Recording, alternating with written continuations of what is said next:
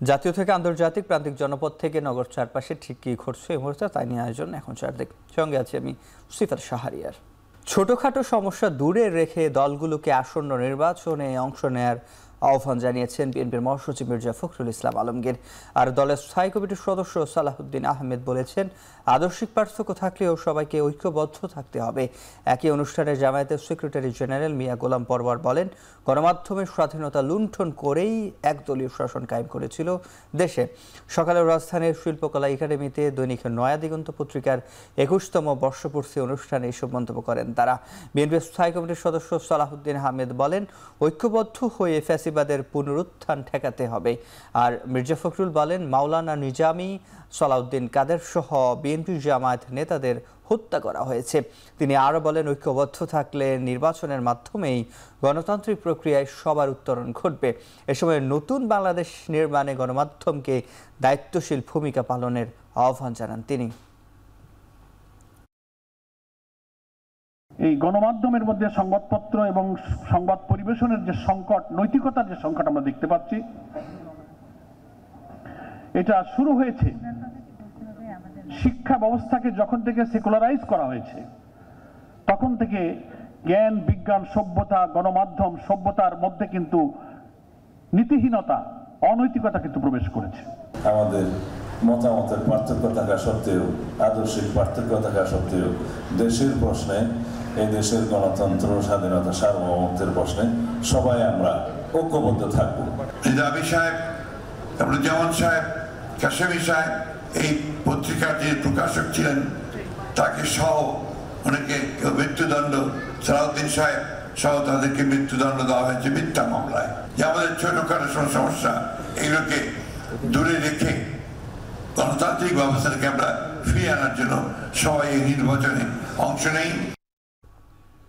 কিশোরগঞ্জের পাকুন্দিয়ায় বিএনপির ৩১ দফার উপর অনুষ্ঠিত মেধাবৃত্তি পরীক্ষার ফল প্রকাশ ও পুরস্কার বিতরণী অনুষ্ঠানে ভার্চুয়ালি যুক্ত হয়ে বক্তব্য রাখছেন বিএনপির ভারপ্রাপ্ত চেয়ারম্যান তারেক রহমান। সরাসরি চলে যাচ্ছে সেখানে। সাথী, সাবিনা, সবাই এরা ইনশাল্লাহ একদিন বাংলাদেশকে নেতৃত্ব দিবে। কাজে প্রিয় বন্ধুরা, প্রিয় ছোট বন্ধুরা, তোমাদেরকে প্রাণ ভালো অভিনন্দন, অসংখ্য শুভেচ্ছা। তোমরাই হচ্ছ আগামীর বাংলাদেশ, ভবিষ্যতের বাংলাদেশ। স্কুল মাদ্রাসার আমার প্রিয় কিশোর তরুণ বন্ধুরা, তোমাদের মতন কিশোর তরুণ কিংবা আমরা যারা জীবনের একটা পর্যায়ে এসে পৌঁছেছি, আমাদের সবার জন্য কিন্তু একটা চরম সত্য হচ্ছে যে জীবনের যেই প্রশ্নটা আমাকে সাকিব মনে হয় করেছিল, জীবনের সফলতার জন্য কিন্তু কোনো সাকিব না, খুব সময় সাথী করেছিল, ও বোধহয় ডাক্তার হতে চায়, যে অঙ্ক ভালো লাগে না ওর।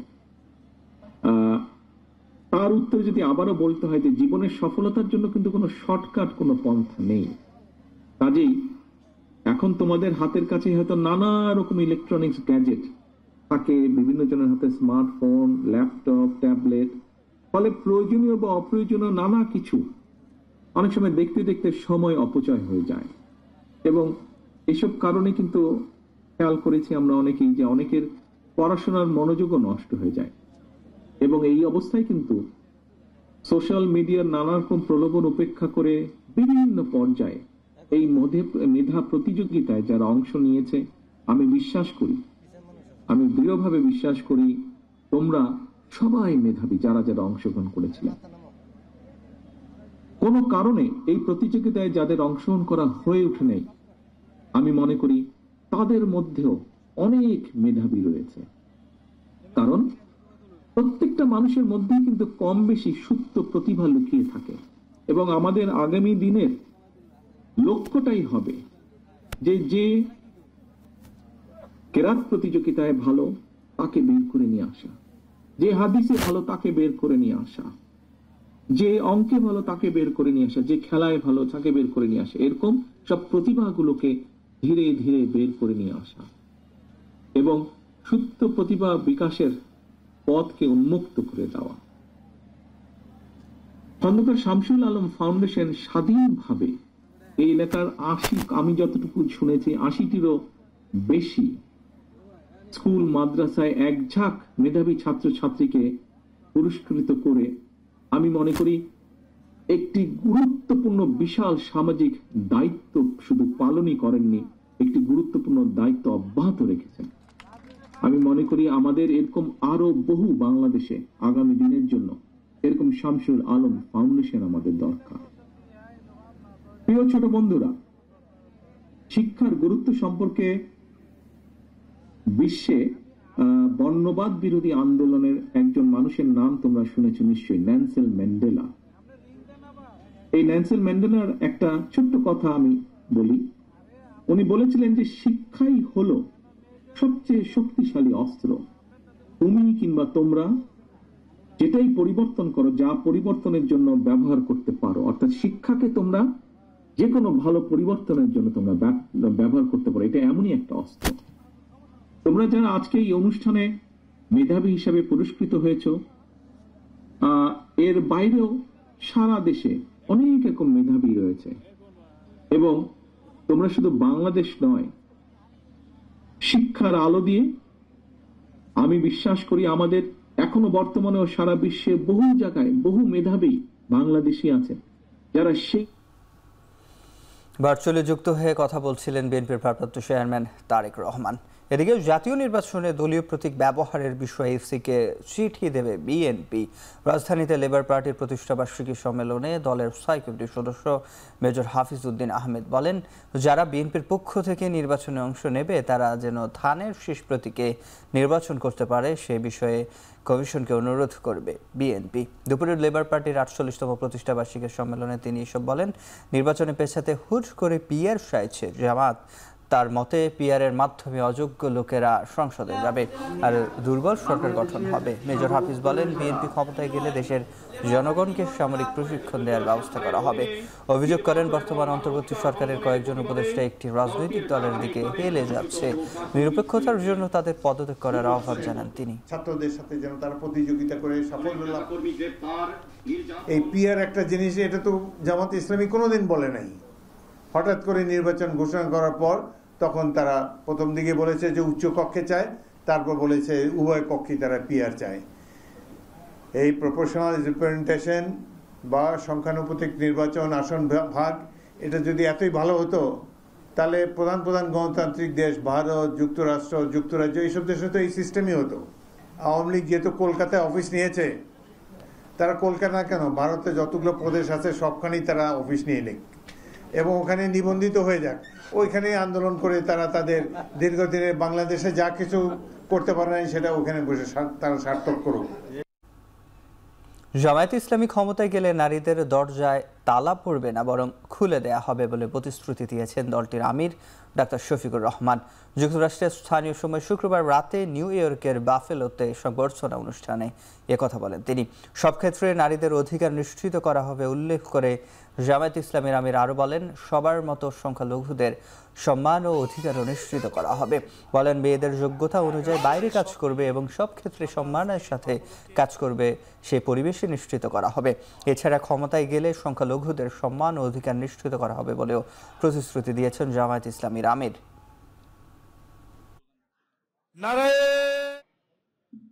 মাকে যেমন সম্মান করি, গোটা নারী সমাজকেও তেমন মা হিসাবে সম্মান করি। বলে যে জামাত ক্ষমতায় গেলে তাদেরকে দরজা বন্ধ করে রেখে দিবে না, তো তালাবদ্ধ করে। আমরা বলি যে এত কোটি কোটি তালা কেনার টাকা আমাদের হাতে নাই, বরঞ্চ তাদের দরজায় তালা পড়বে না, দরজা খোলা হবে তাদের জন্য। যার মেধা আছে, প্রয়োজন আছে, সমাজে সব করবে, সভ্যতার চাকা ঘুরানোর জন্য সমান তালে তারাও অংশগ্রহণ করবে। বলে অন্য ধর্মের লোকদের কি হবে? সেই লোকদেরকে যে আল্লাহ পয়দা করেছেন, আমাদেরকে একই আল্লাহ পয়দা করেছেন, তাদেরকে আমরা সম্মান করব, কারণ আমরা সবাই একই আদম আলাইহিস সালাম এবং একই হাওয়া আলাইহিস সালামের বংশধর। জুলাই সনদের আইনি ভিত্তি, নভেম্বরের মধ্যে গণভোট সহ 5 দফা দাবিতে বিক্ষোভ মিছিল ও সমাবেশ করছে জামায়াতে ইসলামীর নেতাকর্মীরা। এ বিষয়ে জানাতে চট্টগ্রাম নগরের বদ্দারহাট থেকে যুক্ত হচ্ছেন শোয়েব রহমান, বরিশালের সদর রোড এলাকায় আছেন অমিত হাসান এবং খুলনা নগরের সোনালী ব্যাংক চত্বর থেকে যুক্ত হচ্ছেন রামিম চৌধুরী। শুরুতে যাচ্ছি শোয়েবের কাছে। শোয়েব, জানতে চাই বিক্ষোভ সমাবেশে আর কি কি দাবি জানাচ্ছেন আন্দোলনকারীরা, জানাবেন।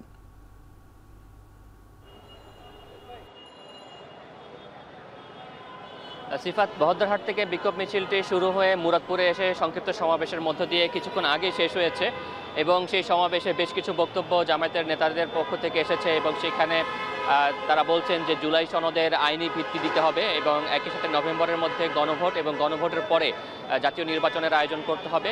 সেই সাথে আওয়ামী লীগ এবং আওয়ামী লীগের সাথে যারা রাজনৈতিক জোট ছিল সেই সকল 14 দলকে নিষিদ্ধ, সেই 14 দলের রাজনীতি নিষিদ্ধ করতে হবে, সেই দাবিগুলো কিন্তু জামায়াতে ইসলামের যারা নেতারা রয়েছেন তাদের বক্তব্য থেকে এসেছে। তারা যেটি বলছেন যে পিআর ছাড়া কোনো ধরনের নির্বাচন তারা মানবেন না বলে কিন্তু আজকের বক্তব্যেও তারা একদম স্পষ্টভাবে জানিয়েছেন এবং তারা বলছেন যে পিআর পদ্ধতিতে জাতীয় নির্বাচন হতে হবে এবং সেটি অনতিবিলম্বে সিদ্ধান্ত নেওয়ার জন্য সরকারের প্রতি তারা দাবি জানিয়েছেন। একই সাথে তারা বিএনপির সমালোচনা করে বলেছেন যে এর আগে বাংলাদেশে 3টি গণভোটের আয়োজন হয়েছে এবং সেই 3টি গণভোটের মধ্যে 2টি গণভোট আয়োজিত হয়েছে বিএনপি সরকারের আমলে এবং সেই 2টি গণভোট কিন্তু কখনোই জাতীয় নির্বাচনের সাথে একই সাথে অনুষ্ঠিত হয়নি তেমনটি তারা বলছেন এবং সেই উদাহরণ টেনে তারা বলছেন যে এবার যে বিএনপির পক্ষ থেকে যে দাবিটি করা হচ্ছে যে গণভোট এবং জাতীয় নির্বাচন একই দিনে হওয়ার জন্য, সেই বিষয়টি তারা বিরোধিতা করছেন এবং তারা বলছেন যে নভেম্বরের মধ্যেই মূলত গণভোট আয়োজন করতে হবে এবং নভেম্বরের পরে ফেব্রুয়ারির মধ্যে জাতীয় ইলেকশন করতে হবে এবং সেটি অবশ্যই পিআর পদ্ধতিতে হতে হবে। এবং তারা বলছেন যে জুলাই সনদ যেটি রয়েছে সেই জুলাই সনদের আইনি ভিত্তি ছাড়া এই জুলাই সনদ বাস্তবায়ন সম্ভব না এবং সে কারণে তারা বলছেন যে অতি দ্রুত যেই অন্তর্বর্তীকালীন সরকার রয়েছে তাদেরকে এই জুলাই সনদের আইনি ভিত্তি দিতে হবে এবং তারা বলছেন যে একই সাথে এই যে তাদের কর্মসূচি দাবি আদায় না হওয়া পর্যন্ত এই কর্মসূচি তারা ধারাবাহিকভাবে চালিয়ে যাবেন বলেও কিন্তু তারা জানিয়েছেন। তো চট্টগ্রাম থেকে এই ছিল আমার কাছে জামায়াতের বিক্ষোভ মিছিলের সবশেষ খবর। এবার আমরা বরিশালের খবর জানবো। সেখানে রয়েছেন আমাদের আরেক সহকর্মী, বরিশালের সহকর্মী, তিনি আমাদেরকে বরিশালের খবর জানাবেন।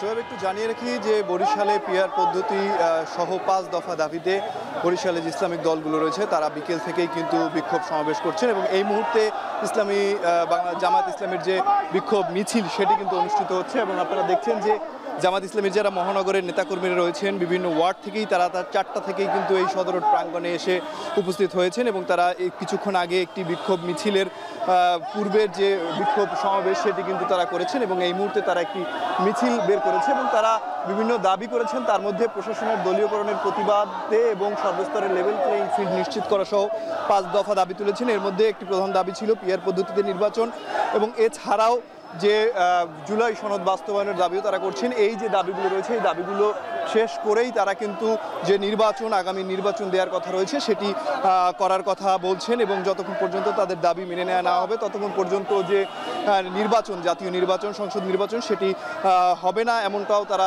দাবি জানিয়েছেন। এবং তারা এই কিছুক্ষণ আগে আমরা দেখেছি যে ইসলামী আন্দোলন বাংলাদেশের একটি বিক্ষোভ সমাবেশ অনুষ্ঠিত হয়েছে, তারপরে কিন্তু তারা সেখান থেকেও কিছু দাবি তুলেছেন এবং তারপরে একটি মিছিল বের করে সেটি কিন্তু নগরীর প্রধান সড়ক যে রয়েছে সেগুলো প্রদক্ষিণ করেছেন এবং এই মুহূর্তে দেখছেন যে পুরো সদর রোডের এলাকায় কিন্তু যারা জামাত ইসলামীর সদস্যরা রয়েছেন, নেতৃবৃন্দরা রয়েছেন, তারা বিভিন্ন ওয়ার্ড থেকে বিকেল 4টা থেকেই আমরা দেখেছি সদর রোডে উপস্থিত হয়েছেন এবং এই মুহূর্তে যে বিক্ষোভ মিছিল রয়েছে সেই মিছিলটি তারা করছেন এবং মিছিলে আপনারা দেখছেন যারা নেতাকর্মীরা রয়েছেন, স্থানীয় পর্যায়ের নেতাকর্মীরা, এছাড়া বিভিন্ন ওয়ার্ড থেকে আগত নেতাকর্মীরা তারা কিন্তু এখানে অংশগ্রহণ করছেন এবং পুরো সদর রোডই কিন্তু তাদের স্লোগানে মুখরিত হয়ে উঠেছে এবং এ সময় তারা বিভিন্ন ধরনের দাবি তুলছেন। তার মধ্যে পিআর পদ্ধতিতে এবার জাতীয় সংসদ নির্বাচন অনুষ্ঠিত হবে এমনটা তারা কিন্তু দাবি করছেন এবং এই দাবি যতক্ষণ পর্যন্ত বাস্তবায়ন না হবে ততক্ষণ পর্যন্ত তারা যে এই যে মাঠ সে মাঠ ছাড়বেন না কিংবা রাস্তা থেকে সরবেন না এমনটিও তারা দাবি করছেন এবং এই দাবি কিন্তু মানতেই হবে এমনটাও তারা বলছেন এবং এই লক্ষ্যেই কিন্তু তারা বিভিন্ন সময় বেশ কিছুদিন ধরেই কিন্তু তারা বিক্ষোভ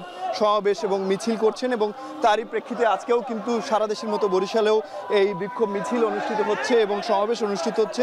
সমাবেশ থেকে তাদের যে 5 দফা দাবি এবং পিআর পদ্ধতি বাস্তবায়ন, জুলাই সনদ বাস্তবায়ন সহ যে 5 দফা দাবি রয়েছে সেই দাবিগুলো কিন্তু তারা উপস্থাপন করছেন এবং এই মুহূর্তে দেখছেন যে নগরীর সদর টাউন হলের সামনে থেকে যে মিছিলটি আসছে সেই মিছিলটি কিন্তু এই মুহূর্তে ফজলুল হক অ্যাভিনিউতে প্রবেশ করবে এবং তারপর সিটি কর্পোরেশনের সামনে গিয়ে হয়তোবা এই মিছিলটি শেষ হবে এমনটি তারা বলছেন আমাদেরকে এবং এই সময় তারা বিভিন্ন দাবিগুলো তুলছেন এবং তারা বলছেন যে 24-এর যে গণ অভ্যুত্থান রয়েছে সেই গণ অভ্যুত্থানে যারা আসলে শহীদ হয়েছে সেই জুলাই যোদ্ধাদের জুলাই সনদ বাস্তবায়ন করতে হবে এবং পিআর পদ্ধতিতে এবার নির্বাচন হবে। এর ফলে বাংলাদেশের জনগণ একটি সুন্দর বাংলাদেশ উপহার পাবে এমনটিও তারা প্রত্যাশা করছেন এবং তারা বলছেন যে যত দ্রুত সম্ভব পিআর পদ্ধতি বাস্তবায়ন করতে হবে এবং পিআর পদ্ধতিতেই এবার যে নির্বাচন অনুষ্ঠিত হচ্ছে সেই নির্বাচন কিন্তু দিতে হবে বলে তারা আমাদেরকে দাবি করেছেন। এবং বরিশালে বেশ কিছুদিন ধরেই আমরা দেখছি যে ইসলামী দলগুলো যারা রয়েছেন তাদের কিন্তু এই যে বিক্ষোভ মিছিল সমাবেশ সেটি অনুষ্ঠিত হচ্ছে এবং যতক্ষণ পর্যন্ত তাদের দাবি মেনে নেওয়া না হবে ততক্ষণ পর্যন্ত এই আন্দোলন চলবে বলেও তারা হুঁশিয়ারি দিয়েছেন। তো এবার আমরা চলে যাব খুলনায়, সেখানে রয়েছে সহকর্মী রামিম চৌধুরী। রামিম বলবেন সেখানকার সর্বশেষ পরিস্থিতি। জুলাই সনদ বাস্তবায়ন সহ 5 দফা দাবিতে সারা দেশের মতো খুলনাতেও কিন্তু বিক্ষোভ সমাবেশ এবং মিছিল করেছে জামাত ইসলামীর নেতাকর্মীরা। আজকে এই ডাকবাংলোর যে সোনালী ব্যাংক চত্বর রয়েছে সেই চত্বরে কিন্তু এখানে সমবেত হয়েছিলেন এবং আমি কিন্তু সেই জায়গাটিতে দাঁড়িয়ে আছি। কিছুক্ষণ আগেই কিন্তু জামাত ইসলামীর নেতাকর্মীরা তাদের যে বড় মিছিল সেই মিছিলটি নিয়ে কিন্তু বের হয়ে গেছেন। এরই মধ্যে মিছিলটি নিয়ে কিন্তু তারা শিববাড়ি মোড় সংলগ্ন এলাকায় গেছে, সেখান থেকে শহরের বিভিন্ন সড়ক প্রদক্ষিণ করবেন। এখানে র্যালি পূর্ববর্তী একটি সমাবেশ হয়েছে, বিক্ষোভ সমাবেশ, এবং সেখানে কিন্তু বিভিন্ন পর্যায়ে নেতাকর্মীরা উপস্থিত ছিলেন। বেলা 4টার পর থেকেই কিন্তু এই যে সমাবেশ সেটি শুরু হয়েছে। তবে আমরা দেখেছি যে বিভিন্ন জেলা উপজেলা থেকে কিন্তু এই মিছিল বা এই সমাবেশ করতে নেতাকর্মীরা উপস্থিত হয়েছেন দুপুরের পর থেকেই। এখানে নেতাকর্মীরা সমাবেশে যেটি বললেন যে মূলত কিন্তু পিআর পদ্ধতি অবশ্যই প্রয়োজন, কারণ গত কয়েক বছরের যে নির্বাচন হয়েছে সেটি কিন্তু বেশ প্রশ্নবিদ্ধ নির্বাচন ছিল। তবে পিআর পদ্ধতিতে যদি এবার নির্বাচন হয় তাহলে কিন্তু প্রশ্নবিদ্ধ হবে না। এর পাশাপাশি তারা যেটি বলছেন যে মূলত জুলাই যোদ্ধাদের জন্য যে সনদ করা হয়েছে সেই সনদের মূল বাস্তবায়ন কিন্তু তারা দেখতে চায় এবং দ্রুততম সময়ের মধ্যেই এই জুলাই সনদের বাস্তবায়ন তারা চায়। এর পাশাপাশি তারা গণভোটের কথা বলছেন, নভেম্বরের মধ্যে যেন গণভোটের আয়োজন করা হয়। এই সব দাবি যদি মানা না হয় সেক্ষেত্রে কিন্তু তারা বলছেন যে জামাত ইসলামী কিন্তু এই রাজপথ ছেড়ে তারা যাবে না এবং তারা বলছে যে তারা এই আন্দোলন কিন্তু তারা চালিয়ে যাবেন ততদিন না তাদের যে এই যে দাবিগুলো সেই দাবিগুলো মেনে নেওয়া না হবে। এখানকার নেতাকর্মীরা বলছেন যে গত কয়েক বছরের নির্বাচন কিন্তু একেবারেই প্রহসনের নির্বাচন হয়েছে, তবে এবারের নির্বাচন কিন্তু একেবারেই লেভেল প্লেয়িং ফিল্ড যেটি বলে সেটি কিন্তু বজায় রাখতে হবে এবং এখানে নির্বাচন নিরপেক্ষ হতে হবে এবং আগামী ফেব্রুয়ারির মধ্যেই কিন্তু নির্বাচন করার কথা তারা বলছেন এবং এই ফেব্রুয়ারিতে যদি নির্বাচন না হয় সেক্ষেত্রে কিন্তু বাংলাদেশের রাজনৈতিক একটি বড় সংকট তৈরি হতে পারে এমন কথা কিন্তু তারা বলছেন। এখানকার নেতাকর্মীরা আরও যেটি বলেছেন যে নির্বাচন যদি নভেম্বরের মধ্যে শুরু না হয় সেক্ষেত্রে কিন্তু বাংলাদেশের সকল রাজনৈতিক দল কিন্তু তারা আন্দোলনে নামবেন এবং বাংলাদেশকে অচল অবস্থার মধ্যে পড়তে হবে এবং রাজনৈতিক যে বড় সংকট সেটি কিন্তু তৈরি হবে। এখানে জামাত ইসলামীর নেতাকর্মীরা কিন্তু আমরা দেখেছি বেশ কিছু যারা এমপি প্রার্থী ছিলেন তারা কিন্তু এখানে এসেছিলেন, বিভিন্ন এলাকার যারা প্রার্থী তারা কিন্তু এখানে এসেছিলেন। তারা সকলেই কিন্তু একটাই কথা বলছেন যে পিআর পদ্ধতিতে নির্বাচন, এটি কিন্তু তাদের প্রধান দাবি এবং পিআর পদ্ধতিতে নির্বাচন হলে তারা যেটি বলছেন যে মূলত বাংলাদেশের যে নির্বাচন সেটি কিন্তু ঠিকভাবেই হবে। তো সব মিলিয়ে এই ছিল আমার কাছে সবশেষ খবর। সিফাত। জুলাই সনদের আইনি ভিত্তি নভেম্বরের মধ্যে গণভোট সহ 5 দফা দাবিতে বিক্ষোভ মিছিল সমাবেশ করছিল জামায়াতে ইসলামীর নেতাকর্মীরা, সেটি 3 ভিন্ন শহর থেকে জানাচ্ছিলেন আমাদের 3 সহকর্মী। এদিকে জুলাই সনদকে সংস্কারকৃত সংবিধান হিসেবে ঘোষণার দাবি জানিয়েছে এনসিপি। সকালে জাতীয় সংসদ ভবনের এসডি হলে জাতীয় ঐকমত্য কমিশনের সাথে বৈঠক শেষে এই দাবি জানান দলের সদস্য সচিব আখতার হোসেন। এ সময় আখতার হোসেন আরও বলেন, সাংবিধানিক আদেশ নিয়ে সরকার তার অবস্থান স্পষ্ট না করলে জুলাই সনদে সই করবে না দলটি। কোনো রাজনৈতিক দলের চাপে জুলাই সনদ যেন শুধু কাগজে দলিলে পরিণত না হয় সেদিকে খেয়াল রাখার আহ্বান জানান এই এনসিপি নেতা। বলেন, যতক্ষণ জুলাই সনদের আইনি ভিত্তি তৈরি না হবে ততক্ষণ এনসিপি তাদের চেষ্টা ও আলোচনা চালিয়ে যাবে। তিনি আরও বলেন, কোনো দলের সাথে জোট গঠনের বিষয়ে আলোচনা হয়নি, তবে বৃহত্তর স্বার্থে জোট হতে পারে, সেই সিদ্ধান্ত পরবর্তীতে জানানো হবে। জুলাই সনদ বাস্তবায়নের যে আদেশ, সে আদেশের ড্রাফট, সে আদেশের বিষয়বস্তু, সে আদেশের পরিধি, প্রত্যেকটা জিনিস জাতির কাছে উপস্থাপন করতে হবে।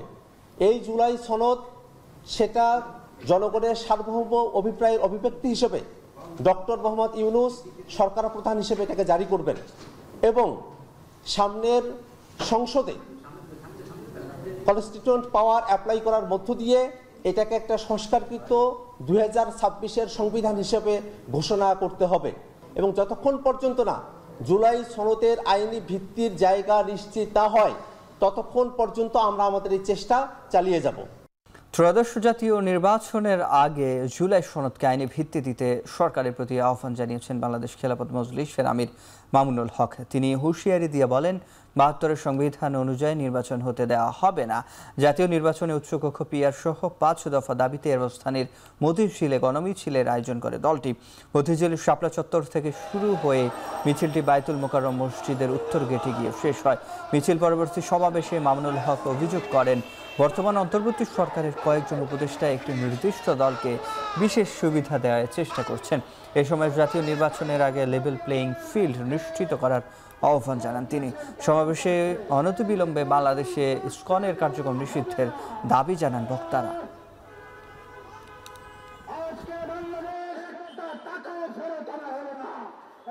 আগামী জাতীয় নির্বাচন ৭২-এর বাক্সের ব্যবস্থাপনায় হতে দেব না আমরা। আইনি ভিত্তি প্রদান করে তার ভিত্তিতে আগামী জাতীয় নির্বাচন অনুষ্ঠিত হবে। আর ফ্যাসিবাদী শক্তি খুনিদের যথাযোগ্য বিচার দৃশ্যমান করতে হবে, লেভেল প্লেইং ফিল্ড তৈরি করতে হবে। পরাজিত হলেও ফ্যাসিবাদের প্রবণতা বারবার ফিরে আসে উল্লেখ করে গৃহায়ন ও গণপূর্ত উপদেষ্টা আদিলুর রহমান খান বলেন, ঐক্যবদ্ধভাবে এর বিরুদ্ধে প্রতিরোধ গড়ে তুলতে হবে। ঢাকা বিশ্ববিদ্যালয়ে গুম ও ফ্যাসিবাদী শাসন নিয়ে এক সেমিনারে তিনি আরো বলেন, জুলাইয়ের অভ্যুত্থান ফ্যাসিবাদের অবসানের নতুন সূচনা। গত 17 বছর ধরে দেশ দমন পীড়নের পথে এগিয়েছিল উল্লেখ করে আদিলুর রহমান বলেন, জুলাই আন্দোলনের মাধ্যমে বাংলাদেশ নতুন এক অধ্যায়ে প্রবেশ করেছে। অনুষ্ঠানে গুম খুনের অভিযোগে অভিযুক্ত সেনাবাহিনীর কর্মকর্তাদের সর্বোচ্চ শাস্তির দাবি জানান ডাকসুর ভিপি সাদিক কায়েম। সেমিনারে ব্যারিস্টার মীর আহমেদ বিন কাশেম আরমানের লেখা আয়না ঘরের সাক্ষী গুম জীবনের ৮ বছর বইয়ের মোড়ক উন্মোচন করা হয়।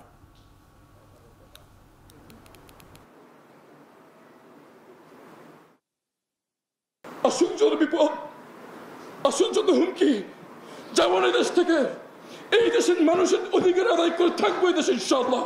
যে কদিন জীবিত আছি এই মানুষের অধিকার আদায় সংগ্রামে নিয়োজিত থাকবো ইনশাআল্লাহ।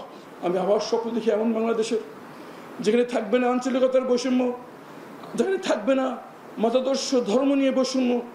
আমার শুধু চিনবে মানুষ, আমার শুধু চিনবে কে নাগরিক। সবাই কাঁধে কাঁধ মিলিয়ে হাতে হাত মিলিয়ে ভাই বোনের মতো সবাই একসাথে বসবাস করব। ফ্যাসিবাদ কিন্তু পরাজিত হলেও বারে বারে ফিরে আসার চেষ্টা করে। আমরা যেন তা একত্রিতভাবে ঐক্যবদ্ধভাবে, আমাদের মধ্যে বিভিন্ন মতের পার্থক্য থাকতে পারে কিন্তু সবাই একত্রিত হয়ে যেন ফ্যাসিবাদের প্রতিহত করার কাজটা জারি রাখতে পারি।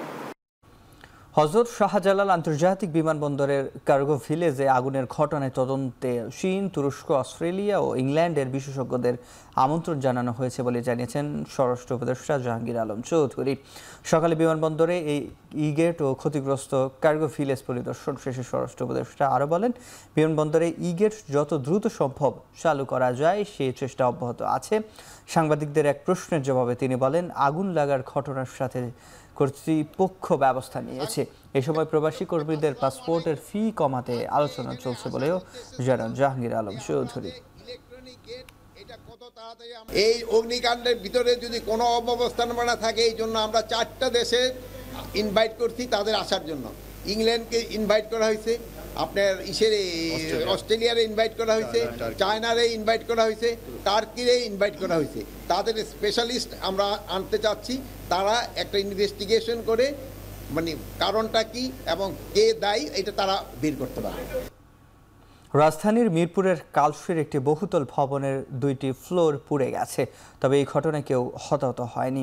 ফায়ার সার্ভিস জানায়, কালশির রোডে বিবাহ কমিউনিটি সেন্টার নামের ভবনটির 5ম তলায় রাত 10:15টার দিকে আগুন লাগে। পরে তার 6ষ্ঠ তলাতেও ছড়িয়ে পড়ে। ফায়ার সার্ভিসের 7টি ইউনিট প্রায় 1.5 ঘন্টা চেষ্টা চালিয়ে আগুন নিয়ন্ত্রণে আনে।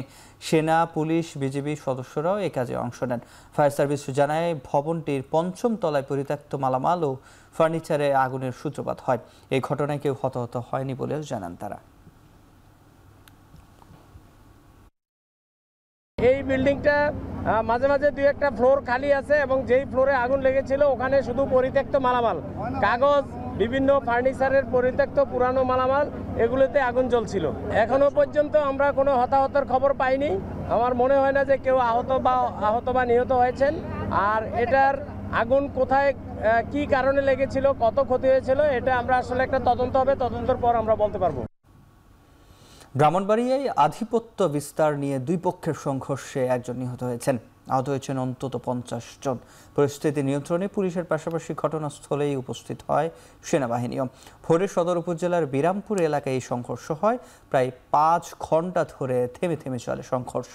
পুলিশ জানায় সাবেক ইউপি চেয়ারম্যান হারুনের সঙ্গে একই এলাকার ব্যবসায়ী সাতশো গ্রুপের মধ্যে আধিপত্য বিস্তার নিয়ে দীর্ঘদিন ধরে বিরোধ চলছিল। এরই জেরে সকালে উভয় পক্ষের লোকজন দেশীয় অস্ত্রশস্ত্র নিয়ে সংঘর্ষে জড়িয়ে পড়ে।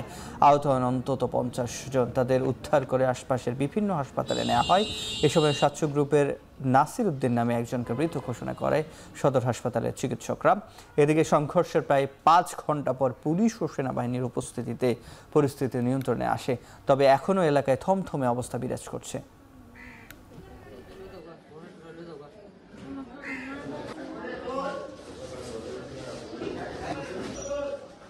আজকে ঘটনায় একজন নিহত, একজন গুরুতর আহত আছে, ঢাকা মেডিকেলে রেফার হয়েছে। বাকি আহতদের সংবাদ আমরা এখনো পাইনি। আমাদের যৌথ বাহিনীর সদস্যরা আছেন, তাদের সাথে কথা হয়েছে। আমরা সবাই একসাথে এসে পরিস্থিতি আপাতত নিয়ন্ত্রণ করেছি এবং পরিস্থিতি আপাতত স্বাভাবিক আছে। নওগাঁয় ইঞ্জিন চালিত গরুবাহী ভ্যান উল্টে চালক ও গরু ব্যবসায়ী সহ 2 জন নিহত হয়েছে। আহত হয়েছেন আরও 4 ব্যবসায়ী। সকাল 8টার দিকে ধামিরাহাট উপজেলার বিহারীনগর বাইপাস সড়কের তালসারি এলাকায় এই দুর্ঘটনা ঘটে। পুলিশ জানায় সকালে উপজেলার আরানগর এলাকা থেকে একটি ফটফটিতে করে গরু নিয়ে পাশের জয়পুরহাট জেলায় হাটে যাচ্ছিল কয়েকজন গরু ব্যবসায়ী। পথে তালসারি এলাকায় একটি মোটরসাইকেলকে পাশ কাটাতে গিয়ে নিয়ন্ত্রণ হারায়। এ সময় ফটফটি ও মোটরসাইকেল রাস্তার নিচে খাদে পড়ে যায়। এতে ঘটনাস্থলে ফটফটির চালক মারা যান। খবর পেয়ে পুলিশ ও ফায়ার সার্ভিসের একটি দল স্থানীয়দের সহযোগিতায় আহতদের উদ্ধার করে ধামরাইহাট উপজেলা স্বাস্থ্য কমপ্লেক্সে নিয়ে যায়। পরে আহত ও ভ্যানের মধ্যে 2 জনের উন্নত চিকিৎসার জন্য রাজশাহী মেডিকেলে পাঠানো চিকিৎসকরা। বিভিন্ন ক্যাডারে অবসরপ্রাপ্ত কর্মকর্তাদের সমান সুবিধা প্রদানের দাবি জানিয়েছে বৈষম্য বিরোধী অবসরপ্রাপ্ত 25 ক্যাডার সমন্বয় পরিষদ। শনিবার দুপুরে ডিআরইউর সাগররণী মিলনায়তনে সংবাদ সম্মেলনে এই দাবি জানান তারা। বলেন, অবসরপ্রাপ্ত কর্মকর্তাদের বেতন ভাতা, পদোন্নতি ও আর্থিক সুবিধা দিতে হবে। সংবাদ সম্মেলনে সংগঠনের সমন্বয় কৃষিবিদ আহমেদ আলী চৌধুরী অভিযোগ করেন, গেল শাসন আমলে শুধুমাত্র প্রশাসন ক্যাডারদের কর্মকর্তারাই ভূতাপেক্ষ পদোন্নতি ও আর্থিক সুবিধা পেয়েছেন। অন্য 25 ক্যাডারের কর্মকর্তারা বঞ্চিত হয়েছেন। যাচাই বাছাইয়ের নামে সময়ক্ষেপণ করে মাত্র 72 জনকে আর্থিক সুবিধা ছাড়াই পদোন্নতি দেওয়া হয়েছে বলে অভিযোগ করেন তিনি। বক্তারা বলেন, জনপ্রশাসন সংস্কার কমিশনের গুরুত্বপূর্ণ সুপারিশ উপেক্ষা করে অপ্রাসঙ্গিক বিষয় যুক্ত করায় জুলাই সনদ দুর্বল হয়েছে। পুলের বিধি অনুযায়ী আমরা উপসচিব পদে কোটা বাতিল করে সকল ক্যাডার থেকে পরীক্ষার মাধ্যমে মেধাবী, দক্ষ ও অভিজ্ঞ কর্মকর্তাদের নিয়োগ দাবি জানিয়ে আসছি। আন্তঃক্যাডার বৈষম্য নিরসন পরিষদও একই দাবি জানিয়েছে, কিন্তু জনপ্রশাসন সংস্কার কমিশন উপসচিব পর্যায়ে মোট পদের প্রশাসন ক্যাডারের জন্য 50% এবং অবশিষ্ট 25টি ক্যাডারের জন্য 50% পদ রাখার সুপারিশ করেছে, যা জুলাই বিপ্লবের সাথে সাংঘর্ষিক। রাজধানীর এফডিসিতে গৃহকর্মীদের অধিকার সুরক্ষায় ডিবেট ফর ডেমোক্রেসি ও গণস্বাক্ষরতা অভিযানের যৌথ উদ্যোগে অনুষ্ঠিত হলো এক ছায়া সংসদ বিতর্ক প্রতিযোগিতা। আইন করে নয়, মানবিক দৃষ্টিভঙ্গি গৃহকর্মীর অধিকার সুরক্ষা করতে পারে, এই বিষয়ের উপর অনুষ্ঠিত বিতর্কে অংশ নেয় বাংলাদেশ ইউনিভার্সিটি ও হলি ফ্যামিলি রেড ক্রিসেন্ট মেডিকেল কলেজের শিক্ষার্থীরা। অনুষ্ঠানে প্রধান অতিথির বক্তব্যে গৃহকর্মীদের মর্যাদা ও ন্যায্য অধিকার নিশ্চিতের উপর গুরুত্ব আরোপ করেন নারী পক্ষের প্রতিষ্ঠাতা সদস্য শিরিন পারভিন হক। সভাপতির বক্তব্যে ডিবেট ফর ডেমোক্রেসির চেয়ারম্যান হাসান আহমেদ চৌধুরী কিরণ বলেন, রাজনৈতিক সদিচ্ছা ছাড়া গৃহকর্মীদের অধিকার রক্ষা সম্ভব নয়। প্রতিযোগিতার শেষে অংশগ্রহণকারীদের হাতে তুলে দেওয়া হয় ট্রফি, ক্রেস্ট ও সনদপত্র।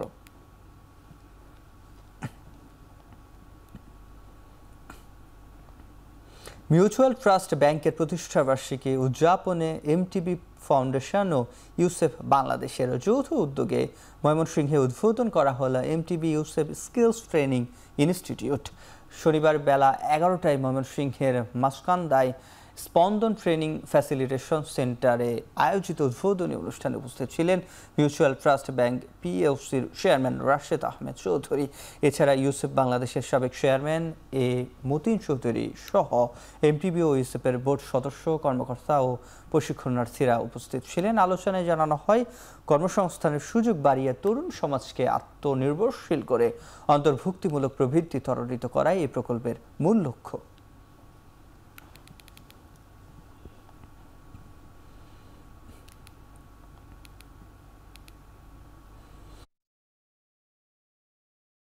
এবার আন্তর্জাতিক প্রসঙ্গ। ইউক্রেন যুদ্ধ বন্ধে রাশিয়াকে চাপে ফেলতে দেশটির সমস্ত তেল কোম্পানির ওপর নিষেধাজ্ঞা আরোপে মিত্র দেশগুলোর প্রতি আহ্বান জানিয়েছেন ইউক্রেনের প্রেসিডেন্ট ভলোদিমির জেলেনস্কি। লন্ডনে ইউক্রেনের সুরক্ষায় গঠিত কোয়ালিশন অফ দি উইলিং এর বৈঠক শেষে আয়োজিত সংবাদ সম্মেলনে এই কথা জানান তিনি।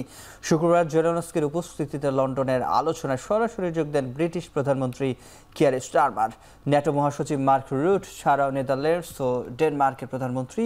এছাড়া এতে ভার্চুয়ালি যোগ দেন ফ্রান্সের প্রেসিডেন্ট ইমানুয়েল ম্যাক্রো সহ কিয়েভের অন্যান্য বিশ্বস্ত মিত্ররা।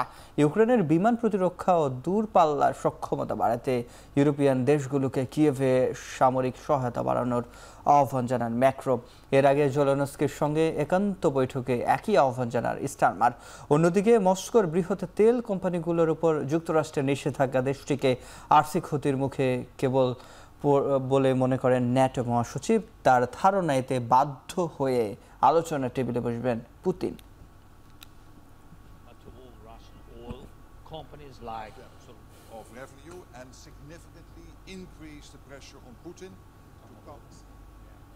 গেল এক সপ্তাহের ব্যবধানে ইউক্রেনের 10টির বেশি অঞ্চলের দখল নিয়েছে রুশ সেনারা।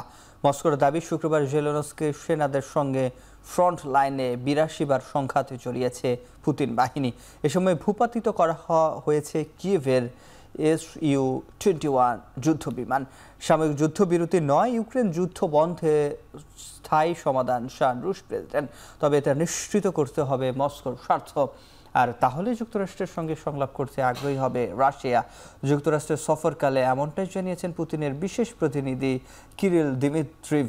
বিপরীতে যুদ্ধ বন্ধে রাশিয়াকে চাপে ফেলতে মস্কোর সমস্ত তেল কোম্পানির উপর নিষেধাজ্ঞা আরোপে মিত্র দেশগুলোর প্রতি আহ্বান জানিয়েছেন ইউক্রেনের প্রেসিডেন্ট জেলেনস্কি।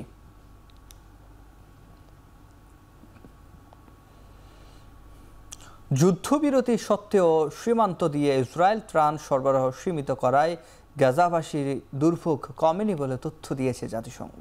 নিত্য প্রয়োজনীয় জিনিসপত্রের সরবরাহ না থাকায় বন্ধের শঙ্কায় বেকারিগুলো। উপত্যকার 15 লাখ মানুষের সাহায্যের প্রয়োজনে বলে তথ্য দিয়েছে জাতিসংঘ। কিন্তু হামাসের সাথে প্রথম পর্যায়ের যুদ্ধবিরতি সত্ত্বেও ইসরায়েল সীমান্ত পর্যাপ্ত ত্রাণ ঢুকতে না দেয়ায় এবং সব সীমান্ত না খোলার কারণে এখনও খাদ্য সংকট চরম পর্যায়ে আছে বলে জানিয়েছে সংস্থাটি। এমন পরিস্থিতিতে যুদ্ধবিরতি তদারকির জন্য ইসরায়েলের পছন্দমতো আন্তর্জাতিক বাহিনী গঠনের পথে হাঁটছে যুক্তরাষ্ট্র। বিষয়টি নিশ্চিত করেছেন মার্কিন পররাষ্ট্রমন্ত্রী mark Rubio. We haven't formed that force yet, so there's still work going on. There's a lot of countries that have offered to do it. যুক্তরাষ্ট্রে মাদক দ্রব্য কোকেন বিক্রি চালিয়ে যাওয়ার অনুমতি দেওয়ার অভিযোগে কলম্বিয়ার প্রেসিডেন্ট গুস্তাভো পেট্রো ও তার পরিবারের উপর নিষেধাজ্ঞা আরোপ করেছে ডোনাল্ড ট্রাম্প। স্থানীয় সময় শুক্রবার এই নিষেধাজ্ঞা দেওয়া হয়। পেট্রোর স্ত্রী ও পুত্র এবং কলম্বিয়ার স্বরাষ্ট্রমন্ত্রী আর্মান্দো বেনেদেভিতের ওপরও নিষেধাজ্ঞা আরোপ করা হয়েছে। এর আগে গেল সপ্তাহে কলম্বিয়ার উপর শুল্ক বাড়ানোর হুমকি দিয়েছিলেন ট্রাম্প। পেট্রো ক্ষমতা গ্রহণের পর কয়েক দশকের মধ্যে কলম্বিয়ার মাদক উৎপাদনের উল্লেখযোগ্য হারে বেড়েছে এবং তা যুক্তরাষ্ট্রকে ক্ষতিগ্রস্ত করছে বলে অভিযোগ করেন মার্কিন ট্রেজারি সেক্রেটারি স্কট বেসেন্ট। তবে কয়েক দশক ধরে মাদক পাচারের বিরুদ্ধে লড়াই করার দাবি করছেন পেট্রো। সামাজিক মাধ্যম এক্সে এক পোস্টে কথা জানান তিনি। ক্যারিবীয় সাগরে মাদকবাহী একটি জাহাজে অভিযান চালিয়েছে যুক্তরাষ্ট্রের সেনাবাহিনী। সন্দেহভাজন 6 মাদক কারবারি নিহত হয়েছেন। এতে স্থানীয় সময় শুক্রবার এই তথ্য জানান যুক্তরাষ্ট্রের প্রতিরক্ষা মন্ত্রী পিট হেগসেথ। জাহাজটিতে ভেনেজুয়েলা ভিত্তিক অপরাধ চক্র ট্রেন দে আরগুয়া পরিচালনা করছিল বলেও তিনি জানান। যদিও নৌযানটিতে কি বহন করা হচ্ছিল সে বিষয়ে কোনো তথ্য দেননি হেক্সেট। সামাজিক মাধ্যমে পোস্ট করা একটি ভিডিওতে দেখা যায় একটি ক্ষেপণাস্ত্রের আঘাতে জাহাজটি বিস্ফোরিত হয়। প্রেসিডেন্ট ডোনাল্ড ট্রাম্পের সাম্প্রতিক আঞ্চলিক মাদক বিরোধী অভিযানের অংশ হিসেবে এই অভিযান চালানো হয় বলে জানান তিনি।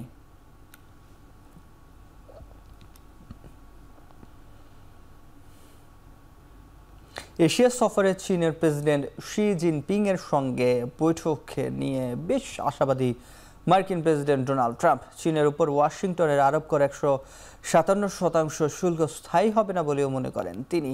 তবে ইউক্রেন যুদ্ধ বন্ধে চীনের সহায়তা চান ট্রাম্প। এদিকে এশিয়া সফরে উত্তর কোরিয়ার সর্বোচ্চ নেতা কিম জং উনের সঙ্গেও সাক্ষাতের আগ্রহ আছে বলে গণমাধ্যমে কর্মীদের জানিয়েছেন তিনি। তবে কানাডার উপর নাখোশ থাকায় মালয়েশিয়ার মার্ক কার্নির সঙ্গে সাক্ষাতের ইচ্ছা নেই বলে জানিয়েছেন মার্কিন প্রেসিডেন্ট। দক্ষিণ কোরিয়ায় চীনা প্রেসিডেন্টের সঙ্গে বাণিজ্য ইস্যু ছাড়াও রাশিয়া, তাইওয়ান এবং হংকংয়ের মিডিয়া মুঘল ও গণতন্ত্রপন্থী নেতা জিমি লাইয়ের মুক্তি দেওয়ার বিষয়ে ফলপ্রসূ আলোচনা হবে বলেও প্রত্যাশা ট্রাম্পের।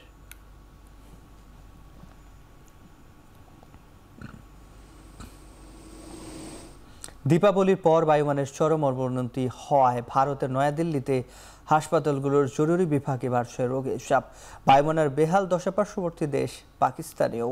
বার্তা সংস্থা রয়টার্সের প্রতিবেদন বলছে শুক্রবার বিকেলে নয়াদিল্লি শহরের বায়ুমান 193-তে পৌঁছায়। শ্বাসকষ্ট নিয়ে যারা হাসপাতালে আসছেন তাদের বেশিরভাগই শিশু ও বয়স্ক। বিশেষজ্ঞ চিকিৎসকদের পর্যবেক্ষণ এই সময় সবচেয়ে বেশি ঝুঁকিতে আছে তারাই যাদের হাঁপানির টান আছে। এদিকে ফসলের উচ্ছিষ্ট পোড়ানোর এই মৌসুমে বায়ুমানের অবনতি হয়েছে প্রতিবেশী দেশ পাকিস্তানেও। দূষণের মাত্রা বিবেচনায় চীনের বেইজিংকে ছাড়িয়ে গেছে লাহোর। স্থানীয় সময় শুক্রবার বিকেল 4:30টায় এয়ার ইন্ডেক্সের লাইভ র্যাঙ্কিং অনুযায়ী তালিকার 8 নম্বরে আছে করাচি।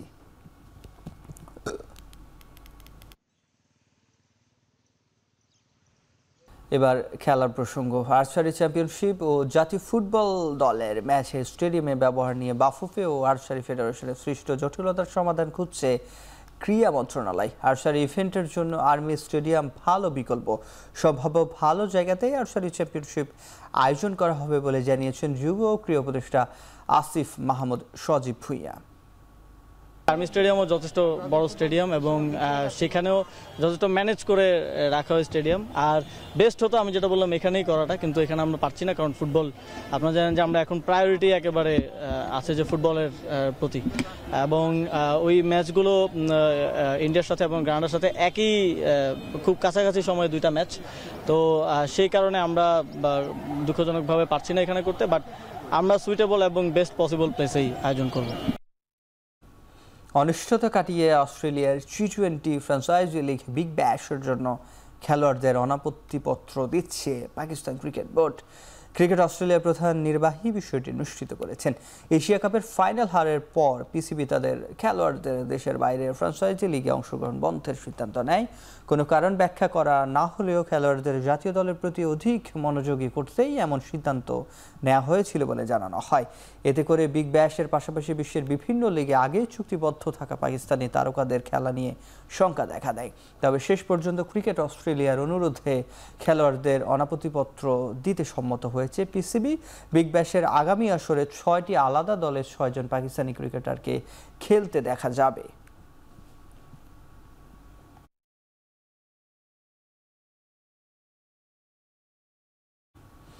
ভারতে বিশ্বকাপ খেলতে এসে শ্লীলতা হানির শিকার হয়েছেন 2 অস্ট্রেলিয়ান নারী ক্রিকেটার।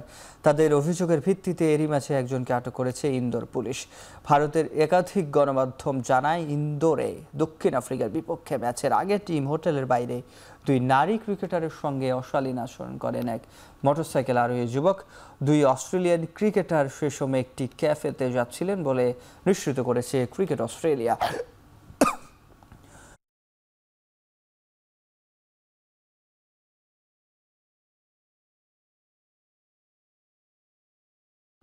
প্রত্যক্ষদর্শীরা সহায়তা নিয়ে রাতে সন্দেহভাজন একজনকে আটক করেছে ইন্দোর পুলিশ। তবে এই বিষয়ে আইসিসির কাছে কোনো প্রকার অভিযোগ করা হয়নি।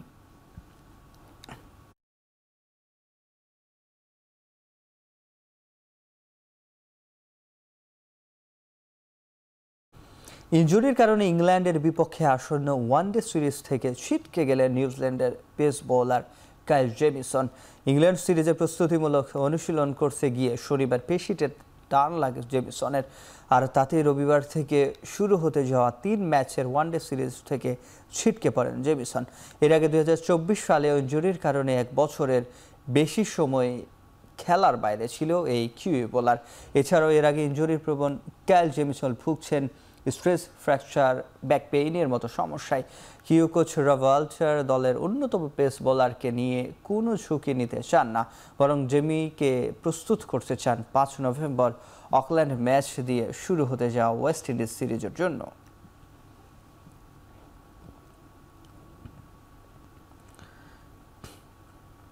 শেষ করছি এখন চারদিকে। এখন টেলিভিশন ওয়েবসাইটে দেখতে ভিজিট করুন www.এখন.tv, ফেসবুকে দেখতে ভিজিট করুন facebook.com/tv.এখন, ইউটিউবে দেখতে ভিজিট করুন youtube.com/c/echontv।